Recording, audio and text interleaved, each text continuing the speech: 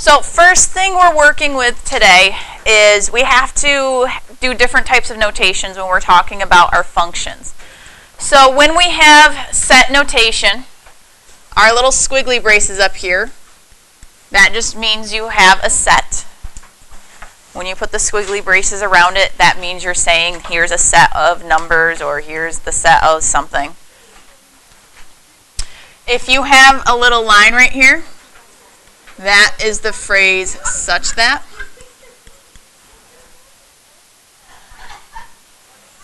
So that little vertical line means such that. This little funky E, you've seen that before. We use that a lot in Algebra 1. That means element of.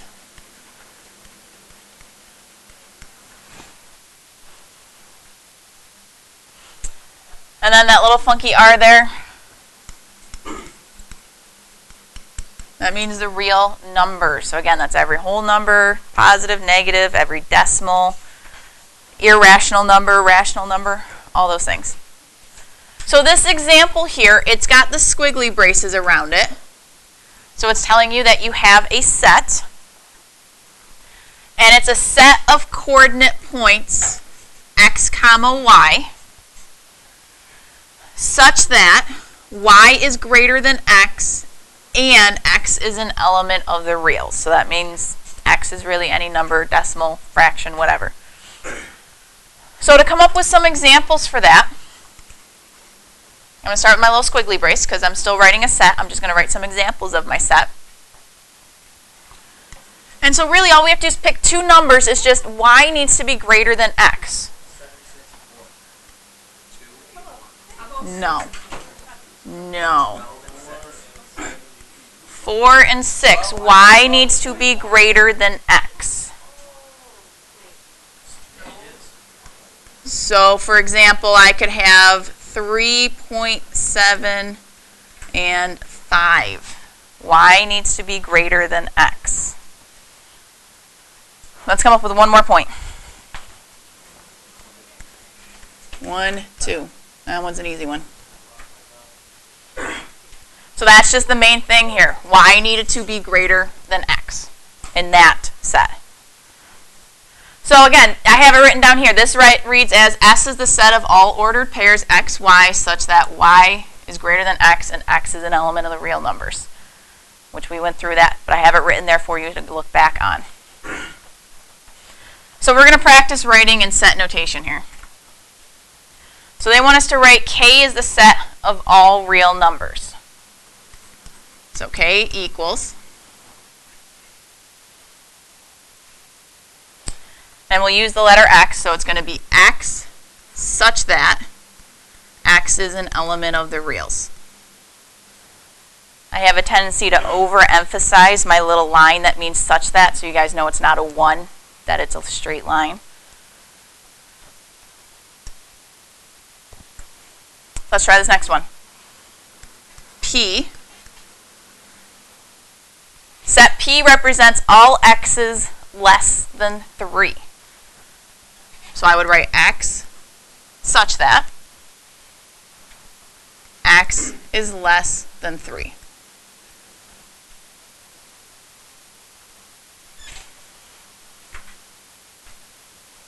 All right, I'm going to give you a minute. Let's see if you can figure out how you would write number 3. See if you can try that one on your own. Number 3, they wanted us to use y's instead of x's. It says r, set r, so I have my r equals y is greater than or equal to negative 5. So you should have y greater than or equal to negative 5. Did anybody get that? A couple people? All right, good. Now 4, this one's going to be a little different. We have set t. So t equals, and I'm going to put my little squiggly brace. Again, we can put any letter to start with. I'm going to use x because that's always what we usually use. But this time, looking at the number line, what are our numbers going to and from? Negative 5 up to 1. Since the shading is in the middle, your x is going to be in the middle. We have to start with negative 5 because that's the first number on our number line. It's an open circle, so it would be -5 is less than x. Closed circle, though, on the 1, so it's less than or equal to 1.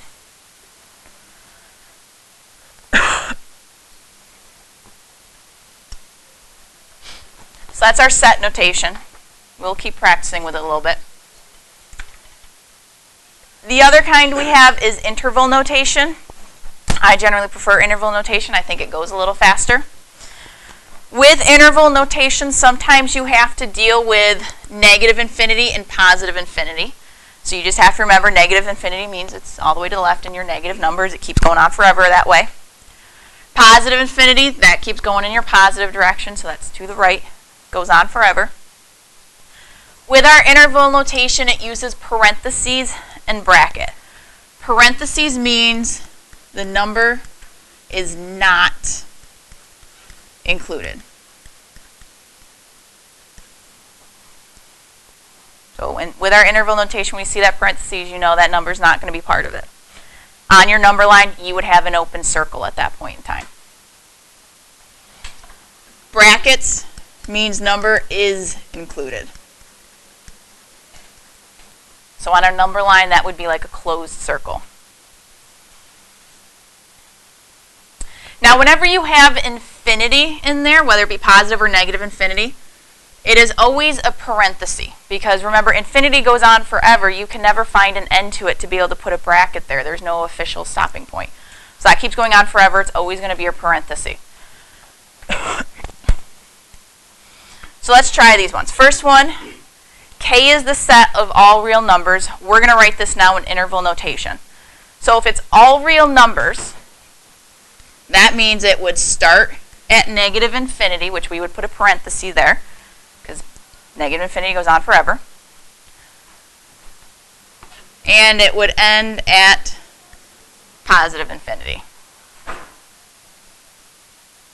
And so that represents the set of all real numbers. Yes? Yes.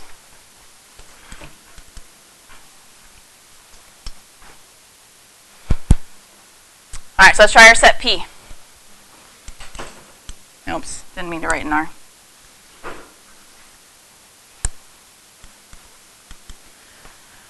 So we want all x's less than 3. So while you're getting used to this, I kind of try to sketch myself a quick little number line just to see what it would look like on the number line. If I want all the x's less than 3, what kind of circle would I have on my 3? Open. And which way would I shade? To the left. So with our interval notation, you always want to go from the left to the right of your number line. So if I start over here in the left, I'm starting over here at negative infinity. And it would end at the 3, but since it's an open circle, the 3 is not included. So I would put a parenthesis there. And that's how we represent x is less than 3 in our interval notation.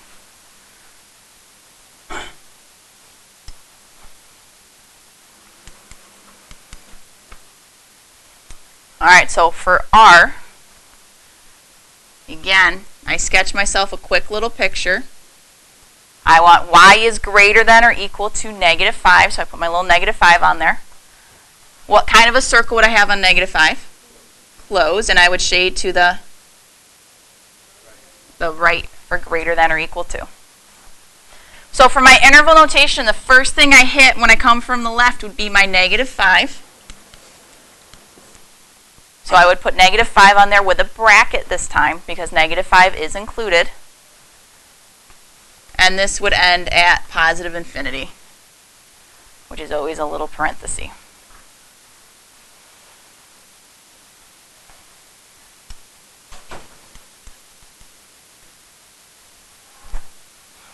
So then our last one for set T, again we have the same little number line we had up above.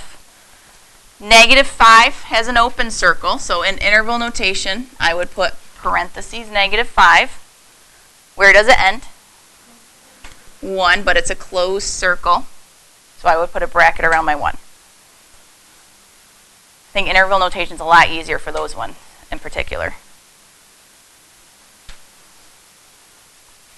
questions on our two new notations? We'll keep practicing them throughout our notes here.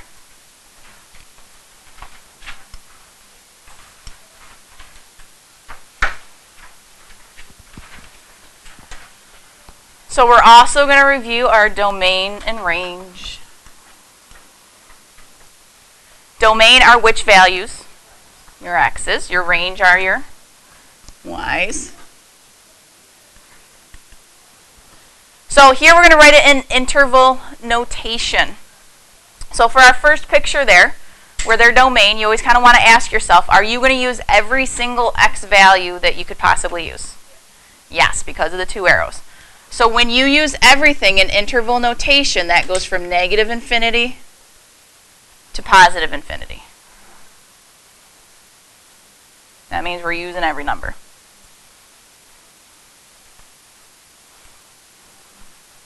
How about for our range? Will we use every y value that we can? Yes. So that would again go negative infinity to positive infinity. Means we're using everything.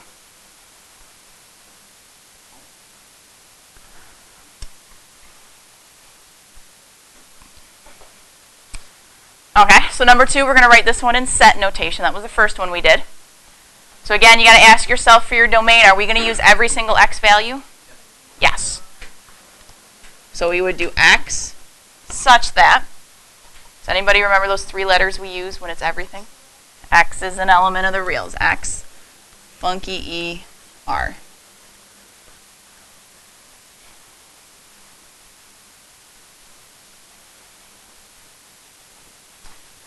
So for our range, since it's your y values, that starts with y such that. What would our range be here? Can we use every y value? No, good. I've got this 2 here, that's a maximum, and then I have every number lower than that 2. So how would I write that? Y is less than or equal to 2.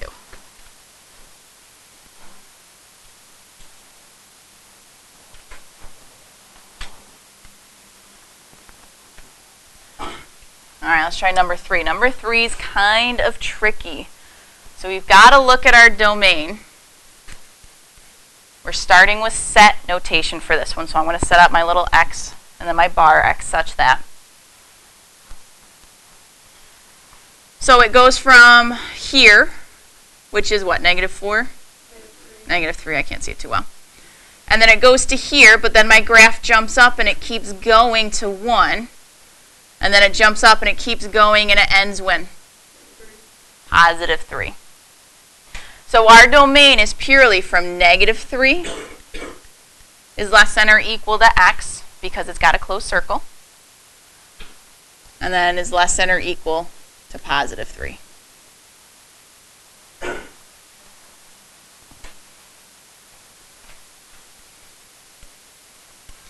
How about for our range though?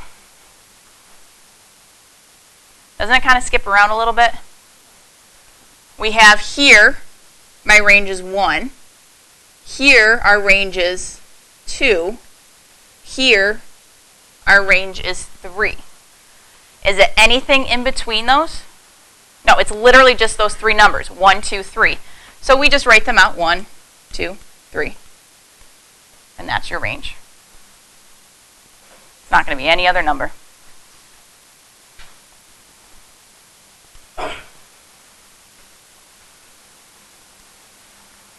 Okay, let's try number 4. We're doing interval notation this time for number 4. So what is our furthest to the left x value? Negative 3, good. Where's our furthest to the right x value? 4. Are they both closed circles at the ends? Yeah, they didn't specifically put a circle, but they would have an open circle clearly indicated if it was there. So that means we use our bracket. So it's bracket negative 3 to positive 4 would be our domain there.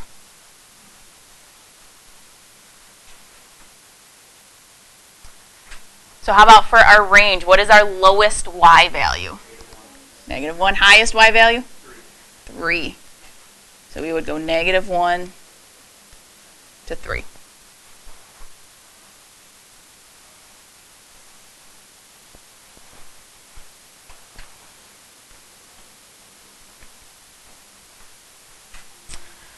So for these next ones, we're going to use our calculator.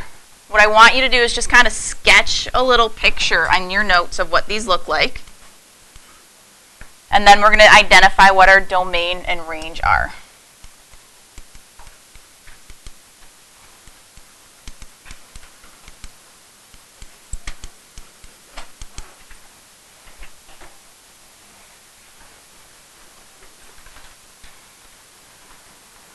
So first we're going to type in is x cubed minus 1. I'm going to go to my y equals, type in x cubed minus 1. Remember to get your exponent, use that little caret key underneath the word clear.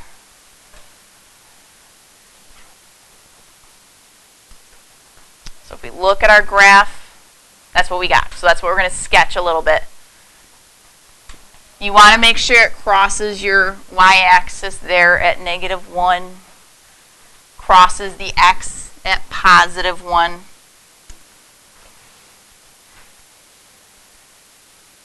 Remember, a sketch doesn't have to be 100% accurate.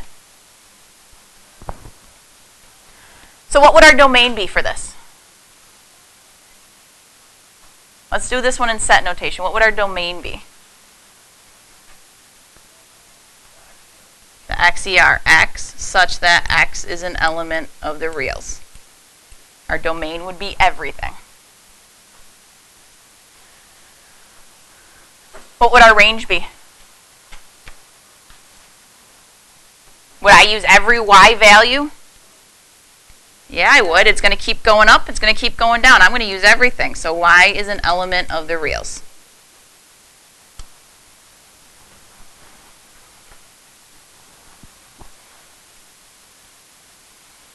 All right, let's have you type the next one in. This is absolute value. Do you remember how to get absolute value in the calculator?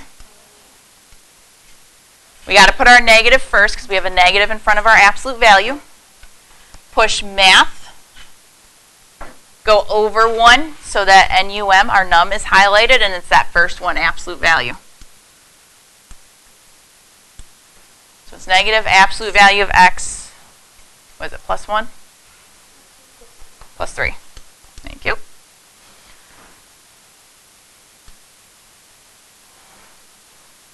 So there's the picture that we're going to sketch. Where does it hit our y-axis? 3, and it hits our x-axis at -3 and +3. So those are the only points to really keep in mind.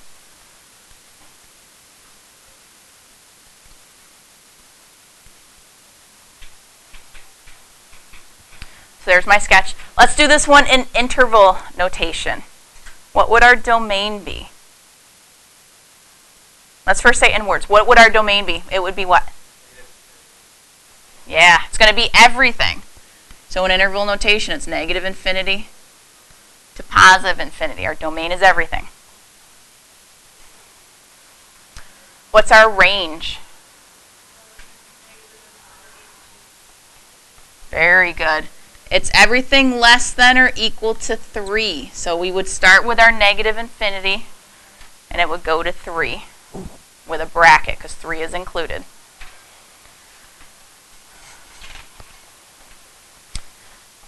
All right, let's try our last graph. Square root of x plus 2. So we hit second x squared of x. Was it plus 2? I already forgot. Plus 2. So if we take a look at our graph, that's what we get. It hits our y-axis at 2, and then it kind of curves up a little bit.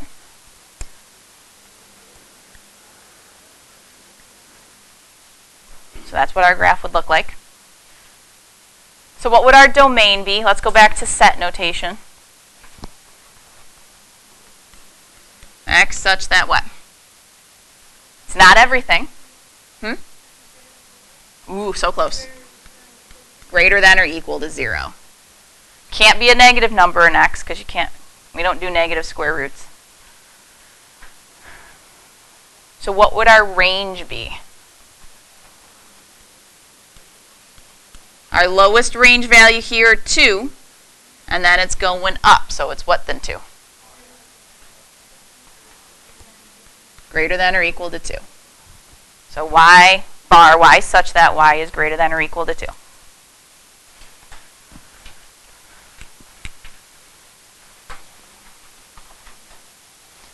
All right, I think we got just one more page, right? 2 sides. I thought we only had one more side. Oh, I'm throwing myself off. 3 cases of restricted domain. Restricted domain. Whenever I see that word, I always think to myself that those are the bad children. That's why they're restricted.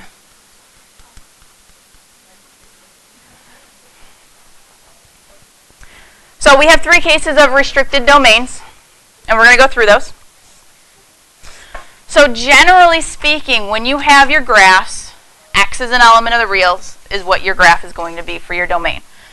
However, if you get a situation for your problem where you have a fraction, what can we not have in our denominator of a fraction?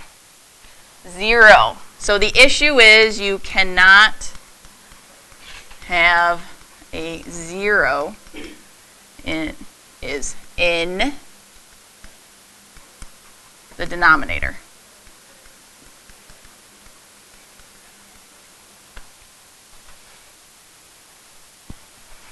So we can't have that. So what we do to find the domain, and we've done this before, is set the denominator equal to 0. I can't spell today. Denominator equal to 0. So let's take a look at this first one. G of x equals 2x plus 6. So I'm going to set my denominator equal to 0. So 2x plus 6 equals 0. So I'm going to subtract my 6. And I get 2x equals negative 6. Divide by 2, and what do we get? X equals 3. So our domain for this, I don't know why I keep writing R's today, would be x such that x is an element of the reals except that x cannot equal negative 3. That's how we would write it in our set notation. You got to have the element of the reals because you're stating it's everything, but it just can't be negative 3. So if we were to look at that at the calculator, on the calculator, I'll put it up here for you to see. 1 over 2x plus 6. We take a look at it right here where x is negative 3. You got this little funky thing. Do you guys remember what this line would be called? It's an imaginary line. Begins with an A. Asymptote. We have a vertical asymptote right there because you can't have a 0 in your denominator. And that's what our graph looks like. So when you look at this to check yourselves, that's right because your x equals negative 3. You got that little line thing in there. If we look at our table at negative 3, you get an error because that's where you can't have x be a number. Type it in, lets you check it to make sure you got it right. But most of these questions are short answer. You still have to show your work for it. All right, so let's try the second one. Again, we have a fraction, so I need to set my denominator equal to a 0. So x squared minus x minus 12 equals 0. We have to do everybody's favorite thing, factor. This one, luckily, is an easier factoring. Our signs will be what? Same or different? Very good. So x plus x minus. What is it? X plus 3, x minus 4. Remember, if you do your little check of little smile, big smile, you get a 3x, negative 4x. That gives us our negative 1 in the middle. So when I set these equal to 0, I get a negative 3 and a positive 4. So this time we have 2 numbers that we can't have in our domain. So our domain would be x such that x is an element of the reals. It just can't equal -3 or 4. Every other number just can't be -3 or 4. So again, if you were to type that into your calculator and you looked at the picture of it, you'd get that little asymptote line at both -3 and 4. Here, let me show you.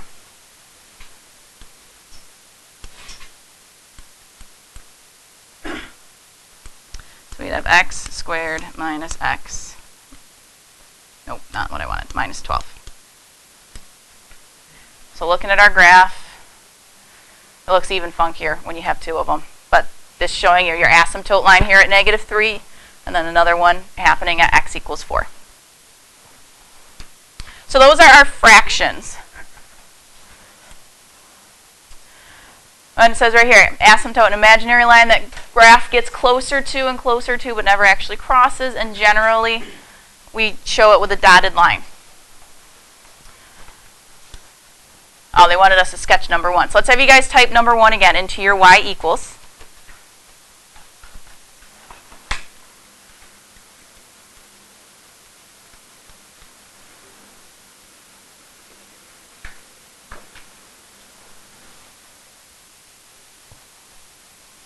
I know we have our little asymptote there at x equals -3.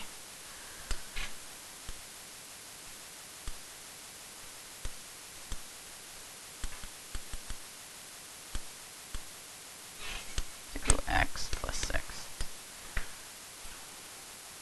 So then the rest of our graph, over here to the left of the asymptote, you got a line that kind of curves down in front of it. So when we sketch it, it would look kind of like that. And then to the right of it, we have another piece that comes and curves down above your x-axis. Like that. So that's a sketch of what our graph would look like. Two little curvy pieces.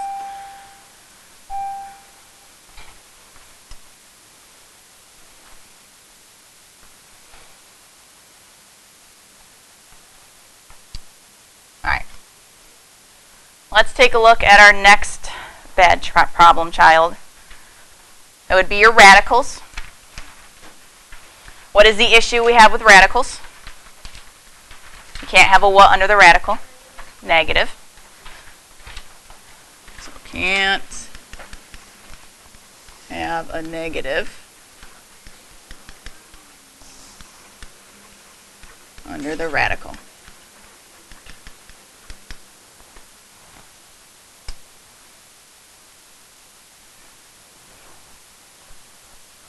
So since we can't have a negative under the radical, we want all of those values under the radical to be what kind of values? Positive. So this stuff here under the radical, I like to refer to that as the junk. So if you take that junk that you have under the radical, you want to set it so that's greater than or equal to 0. Because you can take the square root of 0, it would be 0. And you can take the square root of any number positive. So that's why we want it greater than or equal to. Those are our positives and our 0. So here we're going to find the domain, verify our answer on the graphing calculator, and then state the range of the function. So here's all my junk. I'm going to take that and set it greater than or equal to 0. And so now we'll solve for x. Add our 3 over. So I get x is greater than or equal to 3. Divide by 3 and we get x is greater than or equal to what? 1. So in our set notation, we would write that as x such that x is greater than or equal to 1. Only switches when you divide or multiply by a negative.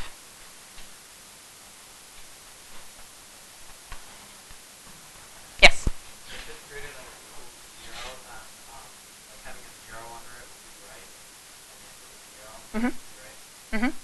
Yep, you can have a 0 under the radical.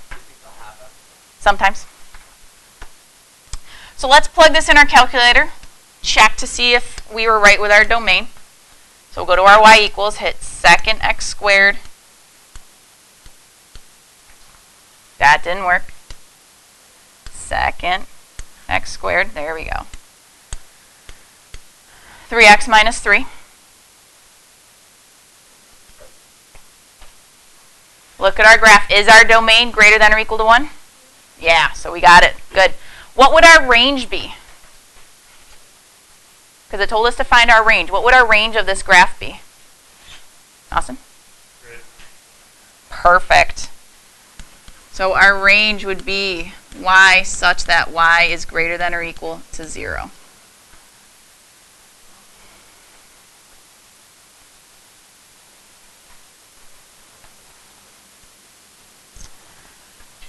All right, and then our last problem child that we have here for our domains would be a radical in the denominator.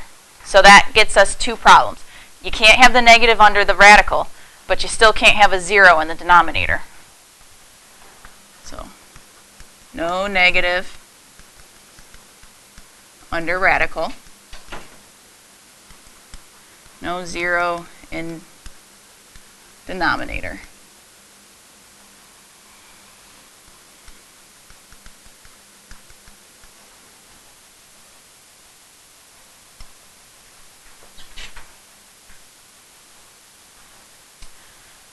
So for this one, again, I like to refer to the stuff underneath the radical as the junk. So you're going to take that junk. It can't be equal to 0 this time. So you're just going to set it greater than 0. So when you have both of them together, a fraction and a radical, it's just greater than 0.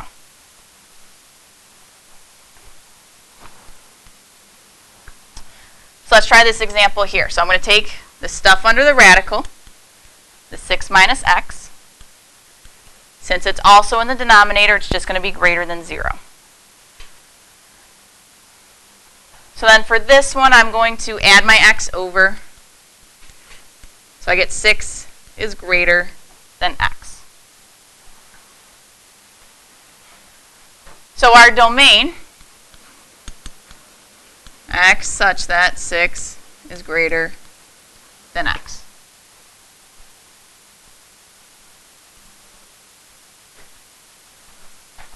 So let's just take a look at that in the calculator quickly. Clear it out so we get our fraction 1 over square root of 6 minus x.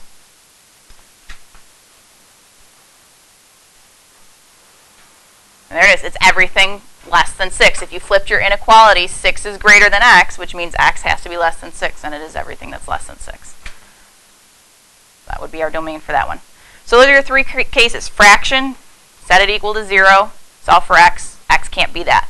Your radical, set it to be greater than or equal to 0, solve. That's your domain. Radical and a fraction, just greater than 0, and then solve.